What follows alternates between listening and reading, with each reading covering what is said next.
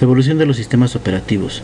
La definición más básica de lo que es el sistema operativo es que es un traductor entre lo que es el usuario y el sistema de cómputo, la computadora, la información que se va a trabajar. Para la evolución de los sistemas operativos ha sido en 6 generaciones, abarcando las décadas de 1940 a la década de 1990, y la definición o los trabajos que fueron dándose en las evoluciones de dichos sistemas son los siguientes. Para lo que es la década de 1940 existían grandes computadoras de primera generación con aplicaciones militares, matemáticas o científicas. Era de uso restringido para unos cuantos. Estas computadoras de primera generación eran máquinas de tubo de vacío, lo que le llaman bulbos. Estas máquinas eran muy grandes, eran de tamaños de un salón, tenían pocas necesidades de software y se manejaban o se controlaban mediante tarjetas o lectores de tarjeta. Eran controladas por los programadores desde una estación o desde una consola para poder mantenerlas. Esta década fue la primera generación de ellas. Después, la segunda generación es la década de los 50. Eran computadoras de segunda generación desarrolladas para entornos empresariales, aunque muy costosas, manejadas por operadores que programaban las tareas. Para esta generación se abrió un nuevo mercado, que fueron los negocios. Se introdujo por primera vez lo que eran las tarjetas de control. Esto ayudó al sistema operativo a coordinar y administrar los recursos del sistema para poder desempeñar sus labores. Pasando a lo que es la década de 1960, las computadoras de tercera generación, con CPUs más rápidos, pero con dispositivos o con el acceso a los dispositivos de entrada y de salida relativamente lentos, así como los primeros sistemas de multiprogramación. Para la década de los 60, muchos programas se mejoraron, muchos programas dieron pie a la mejora y a la actualización. Esto provocó la multiprogramación pasiva. ¿Qué era esto? Que al realizarse algún programa o algún proceso, la computadora, al terminar ese proceso, ya podía detener lo que era o liberar al CPU y podía dar acceso al siguiente proceso.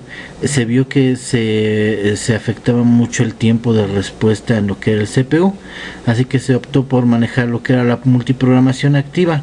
Esto era tomar parte del CPU para poder realizar alguna acción. Al pasado un determinado tiempo se detenía lo que era el proceso y se daba pie a lo que era el inicio del nuevo proceso para que fuera más eficiente la computadora. Ya para la década de los 70 se desarrolló lo que era la memoria virtual, se popularizó el software de administración de base de datos. En la década de los 70 se manejó ya lo que eran las bases de datos. Esto permitió organizar de manera integral la información, se podía tener acceso, se podía almacenar la información de mejor manera, se le podía dar una forma más veraz a lo que era la información.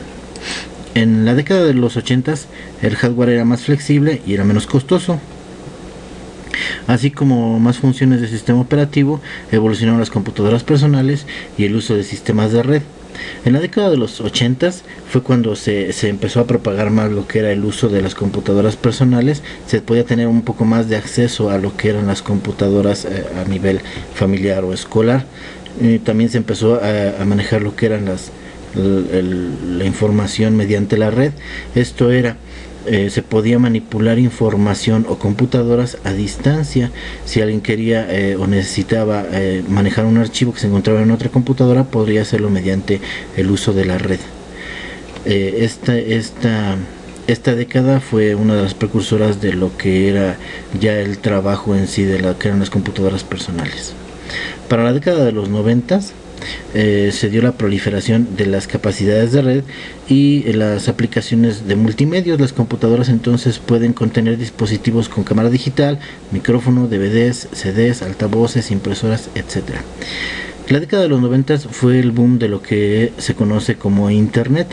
Esto permitió que se podía manejar la información mediante, a distancia, lo que era el correo electrónico, lo que era el traslado o el traspaso de información de una computadora a otra entre países, continentes o computadoras de una manera más fácil. Esto también dio pie a que se pudiera o a que se demandara mayor seguridad en tanto al software y al hardware en lo que eran las computadoras.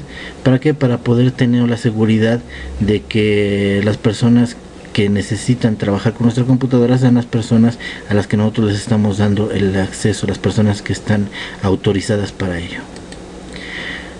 Trabajando ahora con lo que son los componentes del sistema operativo, vamos a empezar a ver cuáles son los que se denominan. El primero de ellos es la seguridad. ¿Qué es la seguridad? Es el mecanismo que controla el acceso de los programas o los usuarios de los recursos del sistema. ¿De qué se encarga el sistema operativo? El sistema operativo se encarga de distinguir entre el uso autorizado y el no autorizado, quién entra y quién no entra. Especifica los controles de la seguridad a realizar, ¿sí? Este nos permite identificar cuántas personas pueden estar trabajando en nuestra red, digámoslo así, o cuántas personas pueden estar trabajando en mi computadora y el número determinado de personas. También forzamos el uso de estos mecanismos de protección. Le indicamos qué tan restringida puede ser la autorización o qué tan restringido puede ser el acceso a la computadora. Las comunicaciones son, para mantener las comunicaciones con otros sistemas es necesario poder controlar el envío y la recepción de información a través de interfaces de red. También hay que crear y mantener puntos de comunicación que sirvan a las aplicaciones para enviar y recibir información, y crear y mantener conexiones virtuales entre las aplicaciones que están ejecutándose localmente y otras que lo hacen remotamente. Tenemos también lo que son los programas de sistema. Son aplicaciones de utilidad que se suministran con el sistema operativo, pero no forman parte de él básicamente. Ofrecen un entorno útil para el desarrollo y la ejecución del programa, siendo algunas de las tareas que realizan las siguientes. Es la manipulación y la modificación de los archivos, la información del estado del sistema, el soporte de lenguajes de programación y las comunicaciones. Tenemos también lo que es la gestión de los archivos. Y sabemos que los archivos son colecciones de información relacionada definidas por sus creadores. Estos almacenan programas en código fuente u objeto y datos tales como imágenes, texto, información de base de datos, etc. El sistema operativo es responsable de lo siguiente: de construir y eliminar archivos y directorios, ofrecer funciones para manipular archivos y o directorios, establecer la correspondencia entre los archivos y las unidades de almacenamiento y realizar copias de seguridad de los archivos y o directorios. La gestión de la memoria. La memoria es una tabla de palabras o bytes que se referencian cada una mediante una dirección única. Este almacenamiento de datos es rápido, con acceso, el acceso es compartido por el CPU, por la unidad central de procesamiento, y los dispositivos de entrada y salida. Ellos son los que direccionan lo que es el trabajo con la memoria. La memoria es volátil, o sea que está funcionando o está almacenando información mientras esté encendida la computadora, y pierde su contenido en los fallos del sistema, ¿sí?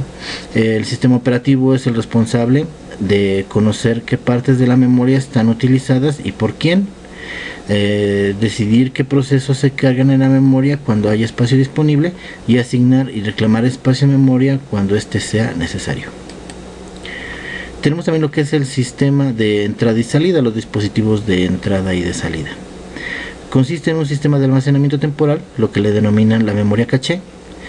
Esta interfaz de manejadores de dispositivos y de otra para dispositivos en concreto. El sistema operativo debe gestionar el almacenamiento temporal de lo que son las entradas y las salidas y servir las interrupciones de los dispositivos de entrada y salida.